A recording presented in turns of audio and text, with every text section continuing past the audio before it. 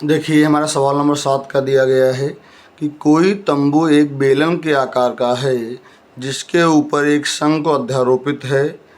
इस बेलनाकार भाग की ऊंचाई और व्यास क्रमशः 2.1 और 4 मीटर हैं। शंख की तिर्यक ऊंचाई 2.8 मीटर है। तो इस तंबू को बनाने में कितना कैनवास लगेगा यदि 500 रुपये प्रति मीटर स्क्वायर की दर से कैनवास की लागत है। तो देखिए यहाँ क्या क्या दिया गया है। कहा कि एक बेलनाकार भाग है और इसके ऊपर एक शंकु है। तो बेलनाकार भाग की ऊंचाई जो है 2.1 मीटर है यहाँ, और इसका व्यास 4 मीटर है, और जो शंकु है इसकी तिर्यक ऊंचाई 2.8 मीटर है।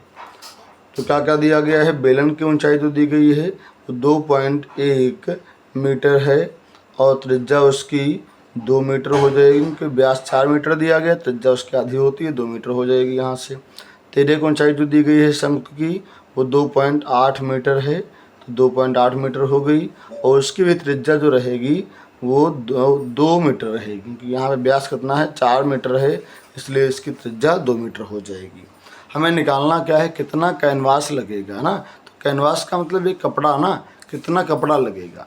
देखिए यहाँ कैनवास का पृष्ठीय क्षेत्रफल क्या होगा। यहाँ इसमें कौन कौन से भाग हैं, एक भाग नीचे हमारा बेलनाकार भाग है और ऊपर कैसा है शंक्वाकार भाग है ना। तो कपड़ा हमें दोनों के ऊपर ढकना है, इसलिए क्या हो जाएगा बेलनाकार भाग का पृष्ठीय क्षेत्रफल और उस पर ऐड किया गया है हमारा शंक्वाकार भाग का पृष्ठीय क्षेत्रफल। ठीक, तो बेलनाकार भाग का क्षेत्रफल और शंक्वाकार भाग का क्षेत्रफल दोनों को हम ऐड करेंगे। तो हम जानते हैं कि बेलनाकार भाग का क्षेत्रफल क्या होता है 2πRh, और शंक्वाकार भाग का पृष्ठीय क्षेत्रफल क्या हो जाएगा πRl। इन दोनों में हमें कॉमन क्या मिला, इन दोनों में हमें कॉमन मिल रहा, देखो यहाँ πr है, यहाँ भी πr है, तो हमने πr को कॉमन ले लिया। अगर यहाँ πr कॉमन आ जाएगा तो यहाँ क्या बचेगा 2h, और यहाँ क्या बचेगा l। ठीक, तो पाई का मान हम जानते हैं क्या होता है, पाई का मान होता है 22/7, और गुणे में r का मान देखो क्या दिया गया है 2 दिया गया, 2 को हम यहाँ रख देंगे। अंदर क्या है 2 गुणे h, h कितना दिया गया, देखो यहाँ शंख की ऊंचाई जो बेलन की ऊंचाई है 2.1 है ना यहाँ, तो h के स्थान पे 2.1 कर दिया, प्लस l एंड तिर्यक ऊंचाई जो कि आपकी दी गई है देखो यहाँ से 2.1 मीटर ना, तो यहाँ पे हमने रख दिया 2.1 मीटर।